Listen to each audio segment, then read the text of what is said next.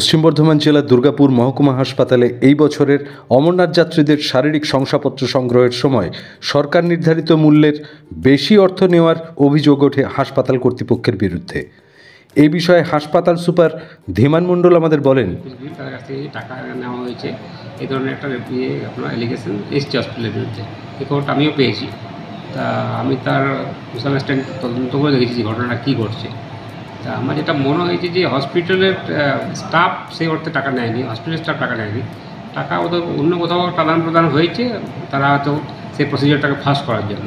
সেটা আমার এখনও জানা নেই। আমি এটা তদন্ত কমিটি করেছি, একটা কমিটি সেটা ইনভেস্টিগেশন করবে, করে সেটা জানতে পারবো যে আপনার টাকা। আমাদের একজন ডাক্তার থাকেন, আমাদের অ্যাকাউন্টস ক্লার্ক আছে, ডেপুটি সুপারিনটেন্ডেন্ট আছেন, অ্যাসিস্ট্যান্ট সুপারিনটেন্ডেন্ট আছে, আর ওটা ওয়ার্ড মাস্টার থাকবে। ঠিক যাবে না, এটা হচ্ছে ওই অমরনাথ যাত্রার ক্ষেত্রে যেটা দেখেছি, অমরনাথ যাত্রা বা চারধাম যাত্রার ক্ষেত্রে যেটা দেখেছি, যারা কিছু মানুষ পাড়াতে পপুলার থাকে, যারা বারবার ওই ওখানে যায়, তারাই অ্যাজ সাচ এজেন্সি হিসাবে কাজ করে, মানে তারা হচ্ছে গ্রুপ লিডার হিসেবে কাজ করে। বেসিক্যালি ওই লিডাররাই ওই লোকজনকে নিয়ে আসে, যে চলুন সার্টিফিকেটটা কীভাবে করতে হয়, কোথা থেকে কাগজ করতে হয়, তারাই ওদের নিয়ে আসে। নিয়ে এসে ওই প্রথমে আমাদের আউটডোর কাগজ করতে হয়, তারপরে টেস্ট করতে হয়, তারপরে আমার কাছে পুট আপ হয়, তারপরে আবার সার্টিফিকেট হয়। তাই এগুলোকেই আমরা এজেন্সি হিসাবে বলছি আর কি। আমরা এজেন্সি ঠিক না, ওরা বেসিক্যালি গ্রুপ লিডার। অথচ উইদাউট চেক আপে একটা সার্টিফিকেট ইস্যু হয়ে যাচ্ছে। জেনারেলি হয় না, মানে এটা তো আবার মেডিকেল চেক আপ তো রাউন্ড দ্য ইয়ার হয়। এই সময় তো রাস্তা বেশি হয়, তারা হয়তো বেশি র্যাপো করে কাজটাকে বের করে নেয়। আদারওয়াইজ তো মেডিকেল সার্টিফিকেট তো থ্রু আউট দ্য ইয়ারই হচ্ছে, মানে এরকম নয় যে মেডিকেল সার্টিফিকেট খালি অমরনাথের জন্যই হচ্ছে।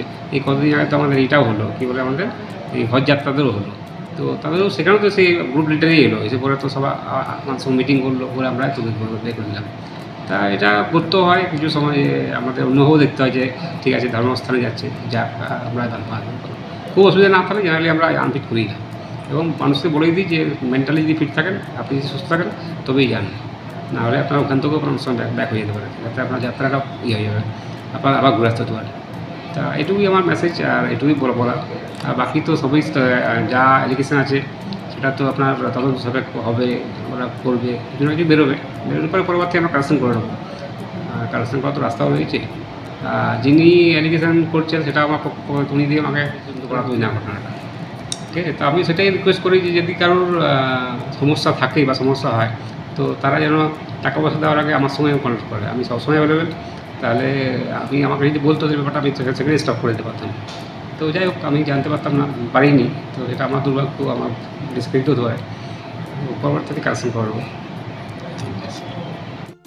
Thank you for watching this video. Like and share our video and please subscribe our channel.